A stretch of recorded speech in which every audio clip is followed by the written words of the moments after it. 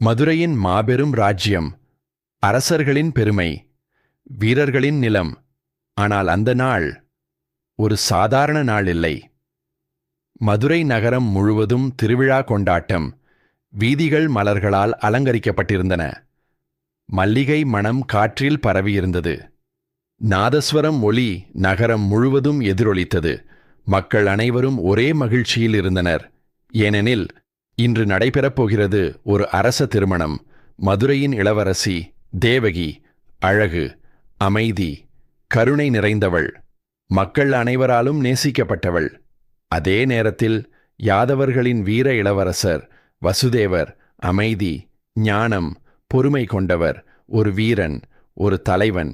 இந்த இரு இதயங்கள் இன்று இணைகின்றன. ஒரு திருமணமாக மட்டுமல்ல, ஒரு விதியின் முடிவாக. அரண்மனை முழுவதும் தயாராக இருந்தது. பெரிய தூண்கள், தங்க அலங்காரங்கள், மத்தியில் புனித அக்னி. மக்கள் அனைவரும் காத்திருந்தனர் அந்த புனித தருணத்திற்காக. இந்த திருமணம் ஒரு குடும்பத்தின் தொடக்கம் மட்டுமல்ல, ஒரு உலக வரலாற்றின் ஆரம்பம். ஏனெனில் இந்த இணைவிலிருந்து பிறக்கப் போகிறது உலகத்தை மாற்றப்போகும் ஒரு தெய்வீக கதை. இது தேவகி மற்றும் வசுதேவரின் திருமணம்.